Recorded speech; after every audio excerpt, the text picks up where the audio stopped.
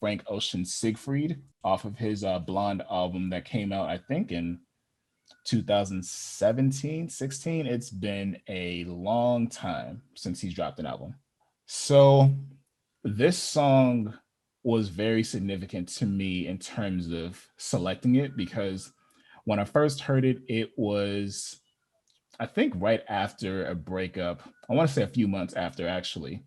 And I had already been listening to Frank Ocean's Blonde album for a few consecutive plays, let's say 15, 20 times already.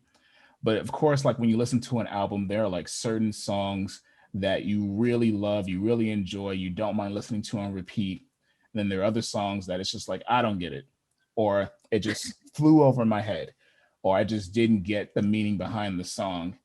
And this one in particular was one of those songs. Like for me, whenever I heard the introduction of it, because of how sullen it was, how moody it was, how, at least from my impression, how sad it was, like within the first few seconds, I was like, yeah, no, don't want to listen to it. I'm okay. I'd rather just listen to the stuff that I know because I feel like he's about to say some really deep stuff or get into some deep content that I just don't want to sit with. And I think I was actually driving to work when you and used to work together, Anna. And I was just like, you know what? I'm just going to let this play all the way through. Let me see what I'm missing out on, particularly. And after I heard it all the way through, I still couldn't understand it. I was just like, I just know that I'm supposed to be sad. I feel sad, but I'm not really understanding what the song is trying to depict to me. So this is at the time where Genius.com, Rap Genius at the time first came out, give or take a few years. And I had to go onto that website to really get a sense of what the song is about. And it is everything that I hope from most music that I listen to. This existentialist thematic subject of loss, of love, of humanity, all wrapped into one really well, I think, knit picture. So the song itself is about the end of a relationship that Frank was in, allegedly with, I think, a male model. He's bisexual, if you guys didn't know already. And the loss itself was so significant to him because it seems like he really did place a lot into the relationship itself, not just because he really cared about this person, but because it meant so much in terms of what he was having to sacrifice in order to be into the relationship. One of the lyrics in the first verse, the markings on your surface, your speckled face, flawed crystals hang from your ears. I couldn't gouge your tears, your fears. When I listen to those lyrics, I think about how when we start to develop romantic feelings for somebody, it's interesting being able to look at them and admire them for who they are as people, but also start to find a sense of beauty and, I guess, admiration in some of the flaws that they depict, or not depict, but more so embody with like different facial expressions, things that they've been through in the past. You really are looking to uncover what you can about this person so that you can love them deeper. And that's what makes a relationship that much harder too, because sometimes people don't want you to know that aspect of them. And that's how relationships can end. And that's what it sounds like this song kind of depicts. Frank trying to become more vulnerable, trying to be more open and understanding about who this person is. And it just wasn't the time, it wasn't ready. And within this song, it kind of correlates both the relationship that he's experiencing with also being an artist of the stature that he found himself after just one album, noticing that people are trying to put him into this box, they're trying to categorize him, and at the same time him not wanting to be categorized. He's his own independent spirit, he's his own independent self. How did you get out? No. Artemis. Artemis the kitten has escaped. She's good. That it's a closed and locked closet. Ow. No. That was my kitten. Where was That's I? crazy. So, in terms of the song itself, it was very, very eye opening to, ow, get off me. I'm about to not be a cat person in a few seconds. I told you, man. Huh? I said I told you. I'm definitely a dog person, but cats are still cute. Yeah, they are. So in this song, again, Frank is trying to wrestle with the fact that this relationship has ended, but also the expectations that his fans often project onto him in terms of the artist that they want him to be, the person that they want him to be. And it's the same thing, it's the same dynamic. It's noticing that he does not want to be pigeonholed within this box, this category. And it's often very difficult for him to, for any artist, I imagine, to balance the responsibilities of what people are projecting onto you with also noticing that this is just something that doesn't define me. This isn't who I am. I can only be what you are expecting of me when you want to put me in a box. This isn't what I like to be. So often the song goes through this really trippy existential, I guess, crisis, if you will, where a lot of the content itself vacillates between him mourning or grieving the relationship, him mourning and grieving his autonomy as an artist, as a person, because now he has to give more than he would like to because of a lot of the metrics that sometimes we as fans project onto our favorite artists. Like, I know that me, I'm a fan of Lupe Fiasco, but when I became a fan of Lupe Fiasco, I liked him because he just seemed like a very normal guy. I didn't necessarily have any expectations about the content that he would put out. I knew that he would put out content when he's ready to put out content. However, not that many people can say the same. And sometimes you have to be very mature and, I guess, self aware as a fan to realize that music artists, they're people too. They have their own lives, they do the things that they want to do. And sometimes it's not gonna know.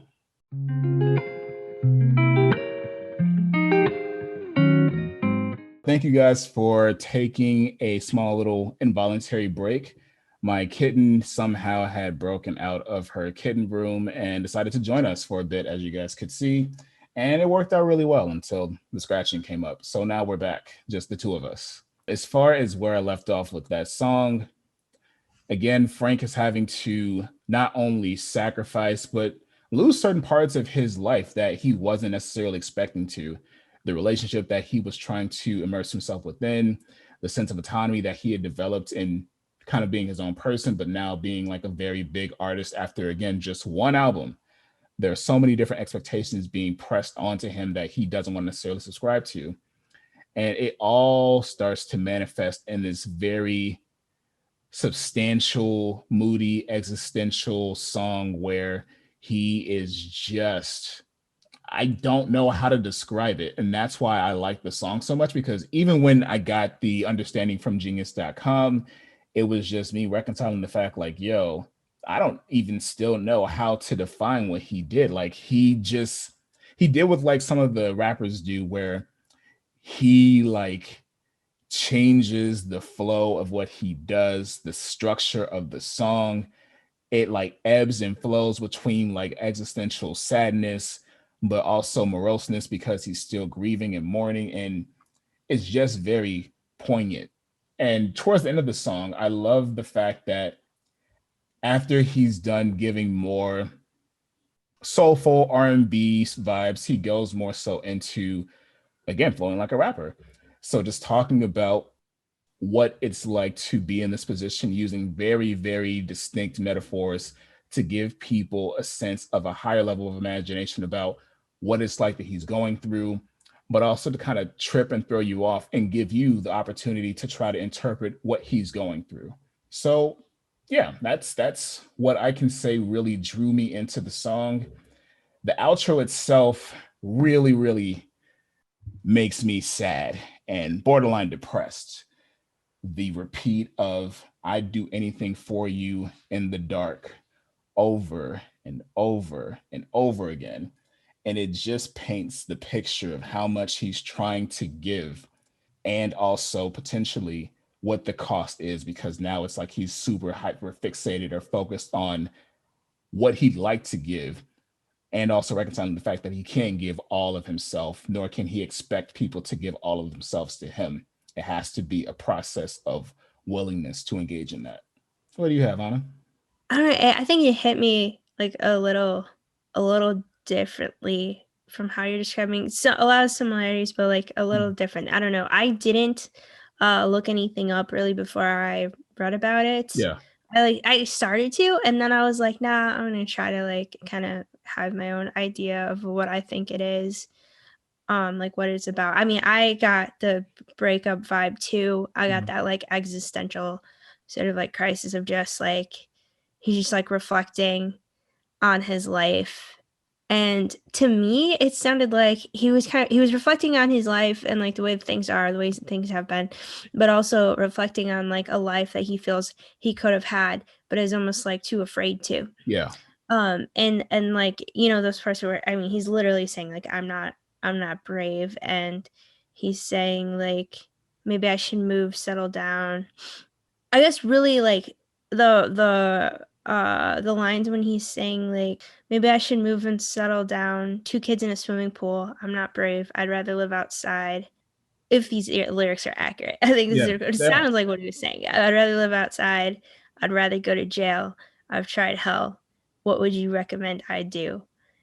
It's like I don't know, because it's like I just imagine he's like living, because he's saying like I'm living over city, like just like living this life, like trying to you know, reach his goals as an artist, but then thinking about like what does that even really mean? Like, am I doing what I want to do, or I'm following somebody else's dream, or this idea of a dream Hmm. that has, you know, that I've seen other people do, and like this is what I'm trying to follow. Yeah. But when I'm thinking about like my life in actuality, it's like, you know, this part where he's like I can't relate to my peers, like it's like he doesn't really feel, I guess, like a connection. Yeah. And that's It's like where I'm sorry, go ahead. no, I was gonna say it's like he doesn't even really like feel connected to his life, like in this moment as he's singing this song, and then he's thinking about this like love that he had, and like he's not. I don't know. I got the vibe that's like he's not brave enough to like make it happen, Yeah. to like change the path that he's on, even though the path that he's on seems so like, like I don't know, like, kind of like he's like going through the motions, but I don't get the vibe that that's how he always feels. I just feel like that's how he's feeling like when he's writing this song, like when he's Yeah. singing this song. It's like he would like to do more, to like be with the person that he loves and like have that life and like settle down, but like just doesn't feel strong enough to do it. In the line like I'd rather go to jail, I've tried hell, like when I think of that line, I think of like jail, I think of like something that's like there's no responsibilities, there's no choices to be made. It's like every day's the same, everything's set up for you, everything's structured. there's Mm. no there's no choice. It's like i'd rather just I'd rather just kind of go through this like I don't know, like go through these motions of living rather than risk. I Because I mean there's so much risk involved with like getting married and settling down, Yeah. and like you put so much into that, and like it's scary as hell, and like that, Yeah. and it is risky, and it's like because I mean I don't know, like personally, like I've had that thought too before, like when I was younger, like, you know, I should just like become a nun. I should just become a nun because that would be so much easier. Like there's no like choices to be made, there's no like what am I going to do with my life, like that's what I'm going to do every day. I know what's going to happen, it's going to be structured. You don't Everything's like taken care of for you, like this is what you do every day, this is safe, Yeah. this is you can't get hurt this way, you know. And like I just feel like he's just kind of like imagining things in his head, like I don't know, just like how his life could go, like where it's at now and Yeah. like where it could be. But I don't know, that's just my interpretation. No, I don't think that you're wrong. The one thing I can say as being like a Frank Ocean fan is like sometimes he will interject like the theme of him dealing with like celebrity status and fame and just the expectations of fans, how that weighs so heavily on him. And it kind of reminds me of like Lauryn Hill, who one great album, amazing content. And then afterwards, same thing. People are placing all these expectations like, yo, when's that sequel coming out? When's the second album coming out? You're going to be so big. And then she was like, you know what, guys? I got kids. Yeah. I got like 5. No. And I think that you definitely are on the nail with that because it's a lot to commit to somebody, like, especially when you don't know how. If you don't know how to commit to somebody, then there's always the what if I do this? What if I do that? What if I mess up? What if we're not compatible? What if we have different values? There are a lot of what if questions that sometimes filter into our mind and will dictate how we choose to move in that relationship if the relationship isn't one that provides reciprocity or is one where there isn't communication that is consistent in nature. And sometimes, given that I don't know, I'm not a celebrity, I can never be a celebrity, I don't want to be a celebrity, but I imagine that sometimes when you are somebody who's famous dating somebody else who's famous, there are a lot of different obligations that you were pulled in so many different directions to attend to. And as a result, you can find yourself saying that you want to commit, but there are so many other commitments that you have already made to the point where it's like, I just want to just do my own thing and be by myself. But that specific part, too, that is one of my favorite parts. And when I thought of the jail line itself, I thought more so of feeling very, I'd rather be confined in this space just by myself. So I agree with the loss or lessened responsibilities. And I can see it as I'm confined and lost. And yes, I don't have any other obligations to attend to. I just have to attend to my own stuff. And that in itself is scary too, because sometimes we can enter into relationships saying we want to commit, but it's really to avoid the feelings that sometimes we struggle with on our own. And that's where I think there's this existential thing that I'm feeling right now and making me feel like really weird. It's scary because it's hard really learning about yourself and being able to accept that there are certain things that you've been through or certain aspects of who you are that make you go, yeah, I don't like that. But it's not necessarily something to judge or dislike. It's just something to accept and realize when it happens so that you can live the life you want to live.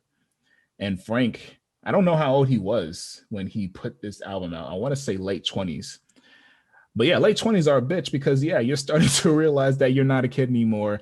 You are becoming a full fledged adult that is stage 2 adult when you're in your 30s. And you're realizing not only with the, I'm sure, like the income that he's pulling in, the responsibilities that he's having to commit to, the people he would like to find themselves immersed within his life, it is hard having to balance and juggle all those things and also try to reconcile the fact that I guess I got to be aware or self aware of the things that I need and want to. And you can lose yourself in so many different things. And that's what it sounds like in this relationship. He's reflecting and going like, wow, really lost myself, but really, did I ever even know where I was? Deep. Oh man, now I'm sad. It's so deep, yeah.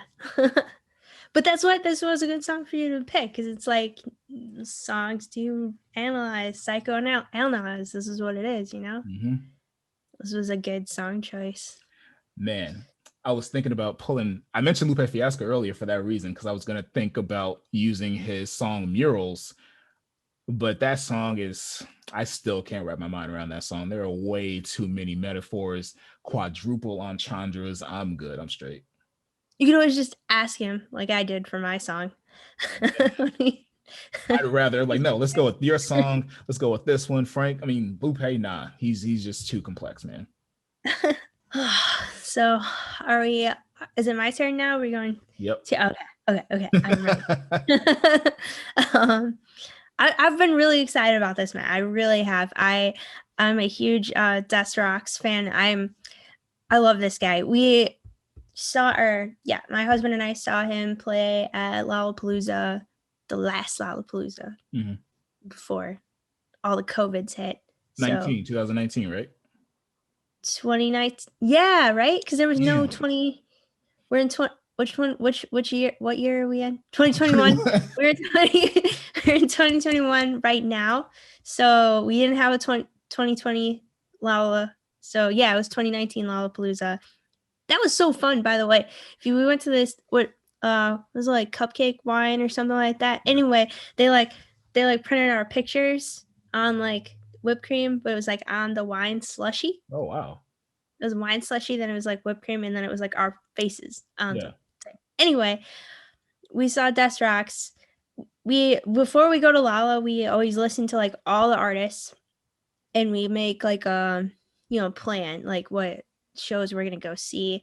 And Des Rocks won our like mini tournament, music Lala tournament. So he was the time slot that we wanted to like make, and we didn't know who he was. We're like, who is this guy? I don't Yeah. know, but we liked the songs that he had. He didn't really have much out, but so we went and we checked him out, and this guy was just so engaging, so energetic. Like, you can tell this man like lives for the stage. Like, Yeah. he is a performer, he is passionate, he gets the crowd like invested. Yeah. Even if you're like, I've never seen or heard of this man in my entire life, you're gonna be like, oh my god, like what's going on? I gotta see this show. I gotta like, just because he's so excited and like extremely talented. I don't know, I have a feeling like he's gonna be huge. I really do. I really really have a strong feeling that he's gonna be somebody that we're gonna be talking about Yeah. a long time from now.